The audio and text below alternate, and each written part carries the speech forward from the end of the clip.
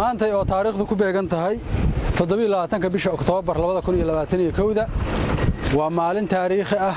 waa maalin farxadeed saan u nahay bulshada reer Salax waxa aan aad ugu faraxsanahay wadada isku xiraysa ilaa iyo Buubi iyo Buurtinle oo magaalada Salax dhex martay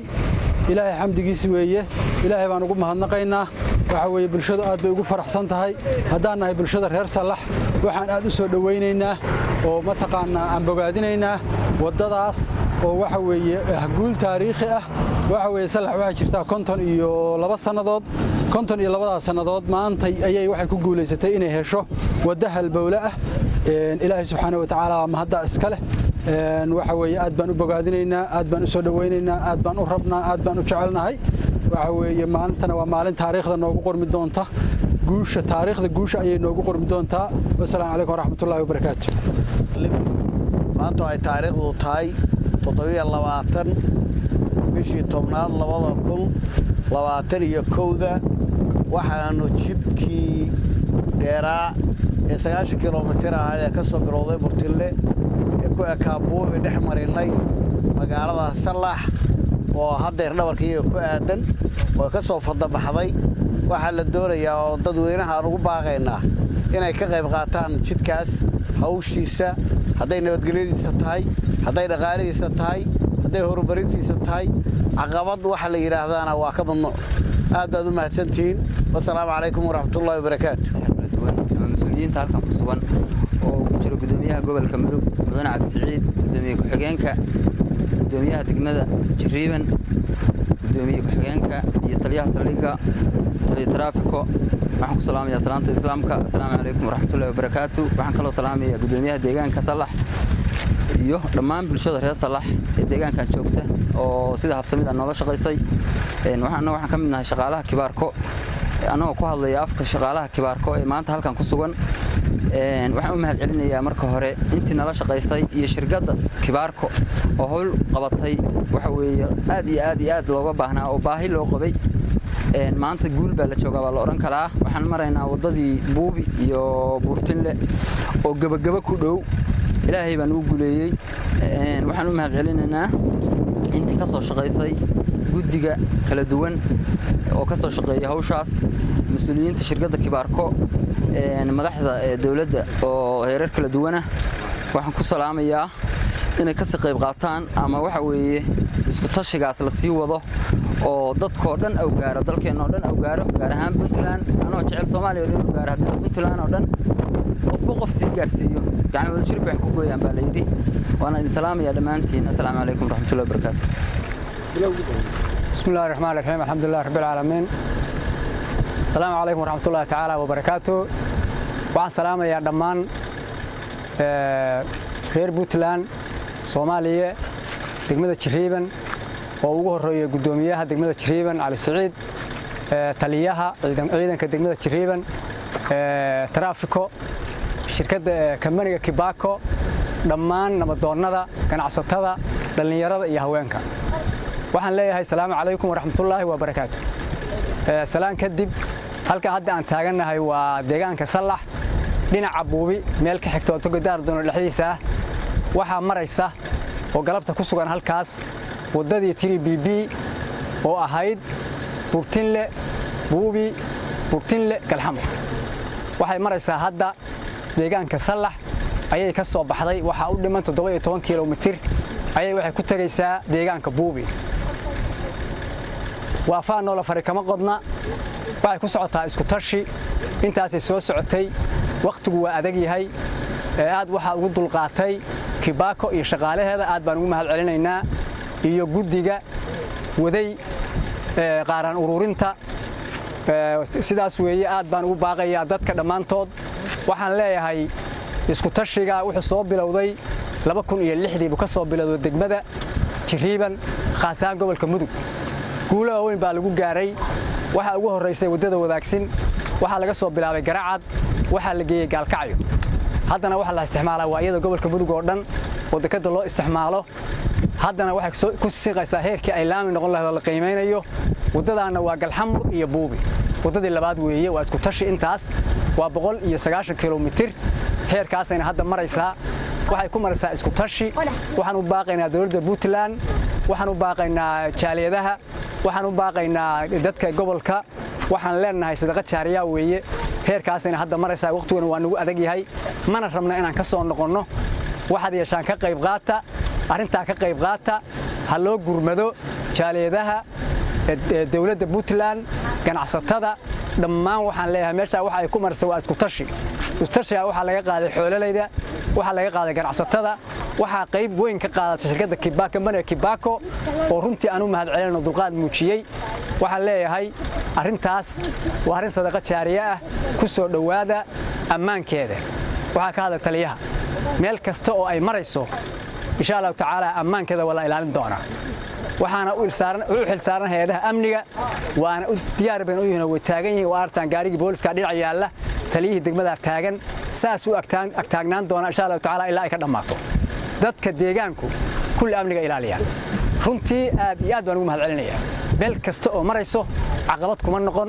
amnigeeda ilaalinayeen dhaqaalaha ku taageerayeen haddana sidii u soo wadi doonaan waxaan leeyahay waqtiga gaaban aad baan idin salaamayaa walaalayaal ku soo dhawaada waa dalkiinii waa deegaamadiinii deegaankaas ilaa meesha aan magacaabay go'doon buu ahaa inuu go'doonka ka baxo ka faa'iideysto kada dhaqaale ka soo baxaan dad ku noolaado ujeedku intaa weey siyaasad ma daarana hay'adaha naga caawin mayaan oo dhaqaale lagu qaadan mayo dawladdu markii la daafuray waxa daafuray wasiiro xildhibaano siyaasiyiin seneetaro ayaa daafuray dhaqaalana way ku deeqeen dhaqaalahaas waxna waan soo gaareen waxna way maqan yihiin waxaan leenahay cidii hore u bixisay dib ugu noqoto cidii aan bixin waa laga sugayaa cidii awal ka warqabin hadda ka warasho dhammaan waxaan u baaqayaa ummadda Soomaaliyeed isku tashiga aynu wadno iyo xagal daacad horumar baan ku gaaray waana ku gaari doonaa awoodana aan isu geyno hal la iskaashado saa ogtihiin waxaan ku soo wadnay waxa shaqada iskaashi ilaa xilligaas iskaashiga ayaan la xagal daacin aad iyo aad baan idin salaamayaa waqtigu adag awgiis dadkii aan runtii ugu talagalay inay bahashaas maantay kaan libaax ka qaataan waxa ay reer miyiga dadka reer miyiga saa ogtiin markii waqtigu saaro kala noqdo iyaga caawin u baahan marka wixii reer miyiga laga rabay maanta waxay ku soo noqdeen culayska dib ugu noqon doonaa dadka reer magaalka ay dhaqaalaha haysta waliba haddana waxa ugu darsamay reer baadiyaha inay caawiyaan insha Allah taala roob Allah ina siiyo waqtiga Allah inoo waraajiyo badarka Allah inoo furo amniga Allah inoo sugo السلام عليكم ورحمة الله. السلام عليكم ورحمة الله وبركاته. إلهي بمهله إلهي نوفذي نجو إلهانيستي قلبي يمسكح ذا تبرت ذا إشكو نجو آدي إن عن ذلك النهر منيت سكشغينه إن سي إسكاشة أو إسكا وحقب سا in degmada Jiriiban maantay ay ka socdaan laba wado oo midna ka imaanayso Burtille Boobi qof kastana uu garanayo wadada iyo dibtii ay lahayd midna ay tahay garaacad iyo tuurdibi ilaahay baa mahadaas leh waxaan aad halkan uga salaamayaa dhammaan intii ka qayb gashay hawlahan iyo intii gacan ka geysatay waxaan si gaar ah u salaamayaa Faysal Baabraqiis oo ah nin degmada Jiriiban fingerprintigiisu uu aad ugu sharaxan yahay in badanna horumarka deegaanka ka qayb qaatay iyo dhammaan isimadii iyo salaadiintii iyo madaxdii dawladda Puntland oo wadadan qaybta ka noqday kuwii dhaqaalaha ku baxshay iyo kuwii qalbiga ka taageeray aad baan u salaamayaa waxaan salaan gaar ah u celinayaa dadka reer wadada daaran dawladda degan tuulooyinka ay wadadan marto degan maanta wadadii waxay maraysaa